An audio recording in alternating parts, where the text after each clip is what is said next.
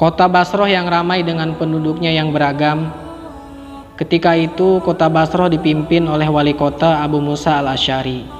Ia mempunyai prajurit yang gagah berani. Salah satunya yang cukup luar biasa, sebutlah si Fulan dari suku Baduy, yang terkenal polos, terbuka dan impulsif. Fulan adalah prajurit yang gagah berani, disenangi dan disegani kawan, apalagi di tengah medan pertempuran. Suatu hari, usai suatu pertempuran, tidak seperti biasanya, prajurit Baduy ini langsung menghadap kepada Abu Musa. Entah karena ada dorongan apa, ia datang untuk meminta ghanimah, harta hasil rampasan perang yang menjadi miliknya. Prajurit Baduy ini menyebutkan jumlah ghanimah haknya. Jumlah yang dimintanya cukup besar dan membuat kaget Abu Musa. Setengah percaya dan tidak, Abu Musa merenung bagaimana membuktikan kebenaran jumlah itu, dan bagaimana kalau seluruh prajurit terprovokasi menuntut hal yang sama. Akhirnya Abu Musa memanggil si Baduy dan menyerahkan hanya separuh dari yang diminta. Namun di luar dugaan Abu Musa, prajurit Baduy ini sangat marah, dan dengan nada kasar ia mendesak Abu Musa agar memberikan ghanimah haknya sesuai dengan jumlah yang disebutkan. Maka ketegangan pun tak terhindarkan. Suasana menjadi panas. Abu Musa merasa keputusannya sudah tepat, sementara si Baduy merasa yakin dengan hitungannya. Dengan marah ia menolak keputusan sang wali kota. Sebagai wali kota yang bertanggung jawab atas ketentraman kota, Abu Musa khawatir kalau penentangan si Baduy akan dicontoh prajurit lain, sehingga sulit diatur. Kalau itu terjadi, celakalah kota Basroh. Keamanan kota menjadi lemah. Bila jadi, yang akan susah adalah kaum muslimin juga. Hal ini tidak boleh terjadi menurut Abu Musa. Maka Abu Musa pun mengambil keputusan untuk menghukum si Baduy ini karena penentangannya atas ketetapan wali kota, dan sebagai pelajaran bagi prajurit lain agar tidak menentang pemimpin mereka. Hukumannya adalah 20 kali cambuk dan cukur gundul. Hari eksekusi pun tiba. Dengan marah si Baduy menerima hukuman itu. Ia merasa ini adalah ketidakadilan. Mengapa orang yang menuntut haknya malah harus menerima hukuman 20 kali cambuk dan kepala dipelontos? Padahal Islam mengajarkan keadilan dan bukan penghinaan. Islam mengajarkan pemenuhan hak, bukan keangkuhan. Si Baduy sungguh merasa terhina, apalagi banyak prajurit yang mentertawai ketika penggundulan kepala itu dilakukan. Mereka sepertinya memandang lucu kepada dirinya. Panas membara di hati si Baduy. Dengan wajah merah padam, dipunguti rambutnya, di tengah suara tawa prajurit yang lain, dia bertekad akan melaporkan ketidakadilan ini kepada Amirul Mukminin Umar bin Khattab. Maka pergilah ia menemui Amirul Mukminin ke Madinah dan langsung masuk ke majelis Umar bin Khattab. Dengan marah dia masuk sambil melempar potongan rambut ke hadapan Umar. Orang-orang yang ada di majelis pun cemas dengan apa yang akan terjadi karena mereka mengetahui ketegasan Umar bin Khattab. Tapi nampaknya Umar bin Khattab tetap tersenyum ramah kepada si Baduy. Sementara itu, dengan lantang dan marah si Baduy berteriak, "Kalau aku tidak takut." Dan Umar langsung menyambutnya dengan bijaksana, "Ya benar, kalau kau tidak takut akan api neraka, lalu kenapa?" Akhirnya berceritalah si Baduy tentang apa yang dialaminya di Basroh. Sayyidina Umar pun mendengarkan dengan seksama. Setelah itu Sayyidina Umar menulis surat kepada Abu Musa wali kota Basroh. Yang inti suratnya, "Seorang rakyatmu telah datang menghadapku di Madinah. Bersiaplah menerima pembalasan. Jika engkau melakukannya di depan umum, maka akan dilaksanakan di depan umum. Jika engkau melaksanakannya secara tersembunyi, maka akan dibalas secara tersembunyi." Setelah membaca surat Umar bin Khattab, Abu Musa terkesiap dan menyadari kesalahannya, yakni tidak memenuhi hak si Baduy dan malah menghukumnya. Kesadaran dan kesalehan Abu Musa mendorongnya untuk segera melaksanakan perintah Amirul Mukminin. Sama sekali tidak ada keinginan untuk menunda, apalagi menyembunyikannya. Biarlah hancur kewibawaanku di hadapan rakyat. Yang penting aku telah menebus kesalahanku dan memenuhi hak orang lain. Apa artinya rasa malu di dunia ketimbang pertanyaan Allah Subhanahu wa Ta'ala kelak di akhirat? Abu Musa membatin. Berbeda dengan Abu Musa, sejak kepulangan dari Madinah, si Badui tampak ceria. Kegusarannya hilang tanpa bekas karena telah diterima dengan baik oleh Amirul Mukminin, dan sekarang ia dapat membalas perbuatan wali kota serta membersihkan kehormatannya. Keceriaan dan kebijaksanaan Khalifah Sayyidina Umar membuat si Badui kagum.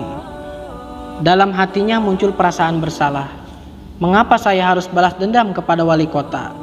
Padahal keputusan wali kota itu tentu atas pertimbangan cermat dalam rangka mengatur prajurit dan harta rampasan perang. Bagaimana kalau seluruh prajurit bertindak seperti dirinya?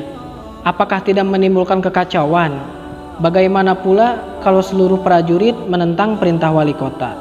Apa yang akan terjadi dengan keamanan kaum muslimin di Basrah? Batin si Badui.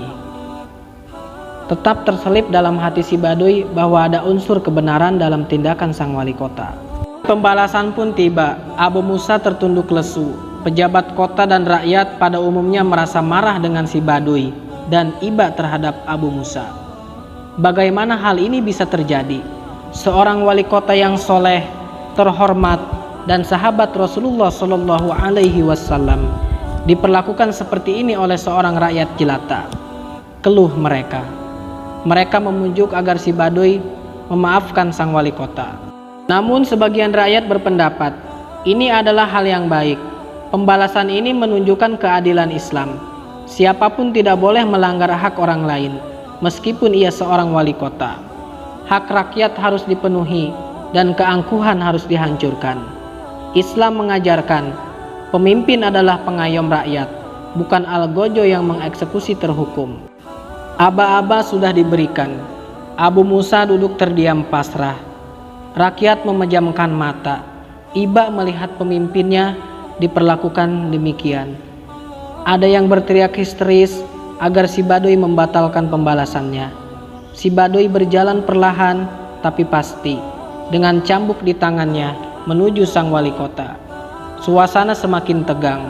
Pertempuran terjadi di dalam hati si Badui. Kenapa aku harus membalas dendam? Bukankah detik ini kehormatanku sudah pulih? Orang sudah tahu akan kebenaran, bahwa Amirul Mukminin juga sudah memahami semua ini. Apakah aku harus mencambuk dan menggunduli wali kota Abu Musa yang baik pada semua orang, yang soleh dan sahabat Rasulullah?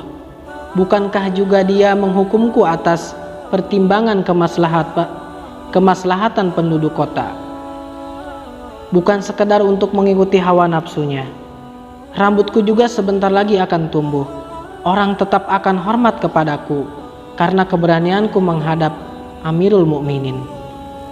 Apakah aku harus mencambuk dan menggunduli wali kota Abu Musa yang baik pada semua orang, yang soleh dan sahabat Rasulullah? Bukankah juga dia menghukumku atas pertimbangan kemaslahatan penduduk kota, bukan sekedar untuk mengikuti hawa nafsunya? Rambutku juga sebentar lagi akan tumbuh. Orang tetap akan hormat kepadaku karena keberanianku menghadap Amirul Mukminin. Si Badui memandangi Abu Musa yang tertunduk lesu. Detik ini tak ada lagi yang akan menghalangiku untuk membalas sakit hati ini. Namun kalau aku memaafkannya, bukankah lebih baik bagiku dan Allah Subhanahu wa Ta'ala ridho kepadaku? Batinnya kembali. Berbagai perasaan kembali berkecamuk di dalam hati si Badui. Suasana hening. Si Badui menundukkan kepala, berpikir.